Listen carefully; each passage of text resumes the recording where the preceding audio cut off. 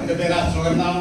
ആലുവ സ്വദേശിയാണ്. എന്റെ professional photographer ആയിരുന്നു. Wild life photography. കാട്ടിപ്പോയി ആരുടെ കണ്ടുപിടാക്കെ പറഞ്ഞിട്ട് ആളെ കണ്ടത്തില്ലേ? ആ വകയിൽ 10-22 സാമയിലാണ് വർക്ക് ചെയ്തുകൊണ്ടിരുന്നത്. ഇന്ന് ബിസിനസ് ആശയം എന്റെ അടുത്ത് പറഞ്ഞ ഞങ്ങളുടെ ലീഡറായ മധുമാവിൽ സാറാണ്.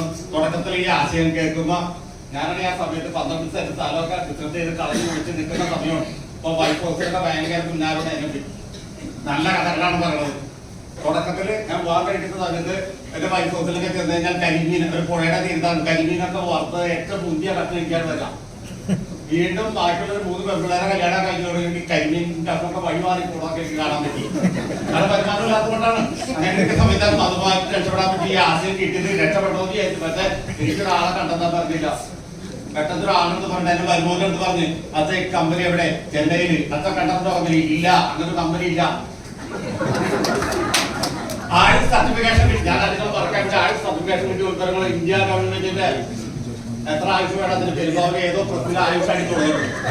അപ്പൊ ഞാൻ ഒരാളെ കിട്ടാറില്ല. അങ്ങനെ കിട്ടുന്ന സമയത്ത് ഞാൻ പരിപാടി നിർത്തി വേണ്ടാന്ന് വെച്ച് കടയിൽ മുന്നോട്ട് പോലെ വീണ്ടും വൈൽഡ് ഫോട്ടോഗ്രാഫിലേക്ക് പോയി. അങ്ങനെ കർണാടകയിൽ കടുവയുടെ പടമൊക്കെ എടുക്കുകയും ടൈഗറിന്റെ പടമൊക്കെ എടുക്കുകയാണ്. കർണാടക പോയാൽ എളുപ്പത്തിൽ പറമ്പുകളൊക്കെ ചാശി കുറവാണ്. അങ്ങനെ പോയി ഒരു അർദ്ധരാത്രി, ഒരു 4 ദിവസമൊക്കെ പോയി അർദ്ധരാത്രി അവർക്ക് ആലുവ കോംപ്ലക്സിൽ വന്നിറങ്ങിയാണ്.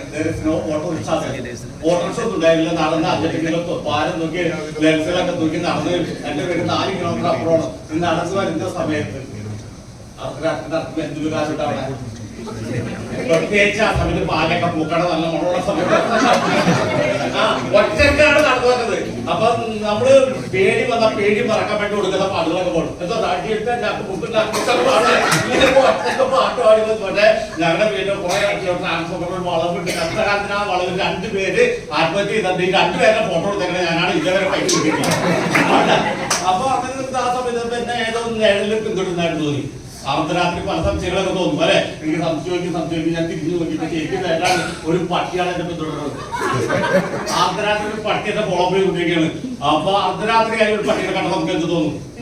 ഒരു കല്ലിൽ കറിയാന്ന് ഞാനും അറിഞ്ഞു. നിങ്ങളെ പോലെ ഞാനും പറഞ്ഞു കറച്ച് കൊണ്ട് ഈ കൊടുക്കത്തെ കൊണ്ട് ആ പട്ടി കരഞ്ഞുകൊണ്ട് പോയി. അപ്പൊ ഇവരുടെ പേടി പറഞ്ഞ് വീണ്ടും നടന്നപ്പോ കുറെ നേരം പിന്തുടരാനായിട്ട് എനിക്കൊരു തോന്നല്.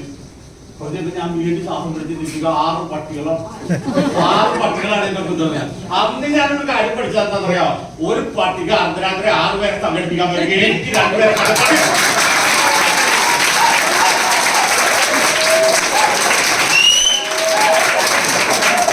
അങ്ങനെ 2 പേര് വന്ന് അല്ലെ ചെറിയ റാങ്കുകൾ കയറി കോവിഡിന് മുമ്പ് 1 ലക്ഷം ഉത്തരാജൻ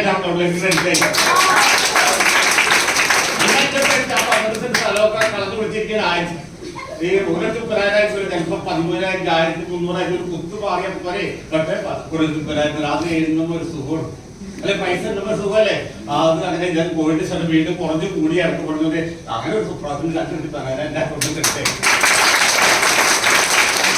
എന്റെ ഏറ്റവും കൂടുതൽ എതിർത്തത് എന്റെ ഒരു ഭാര്യയാണ്. ഏറ്റവും കൂടുതൽ എതിർത്ത് എവിടെയും പോകാൻ എന്തെങ്കിലും പറയുമ്പോ തിരിച്ചു വന്നാൽ സമ്മാനം തരൂല. ഭയങ്കര ഉന്നത പീഡനമാണ്. പക്ഷെ ഇന്ന് ഗവൺമെന്റ് കമ്മീഷൻ മെഡിക്കൽ കോളേജിലെ ജോലി രാജിവെപ്പിച്ച് എന്റെ കൂടെ കൂട്ടിയിരുന്നത് ആർട്ടിസ്റ്റ് ലീഡറാണ്.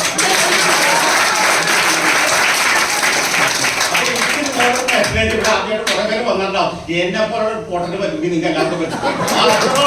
എല്ലാവർക്കും പറ്റും. വിട്ടു പോകാതെ കിറ്റ് ചെയ്യാതെ ബിസിനസ് തൂക്കി പിടിക്കുക. നിങ്ങളുടെ അപ്ലൈ നിങ്ങളോട് വിളിച്ചുകൊണ്ട് ഇരുത്തിയേക്കണെന്നറിയാം. അപ്ലൈന് ഒടുക്കത്തെ വിശ്വാസമാണ് നിങ്ങളെ.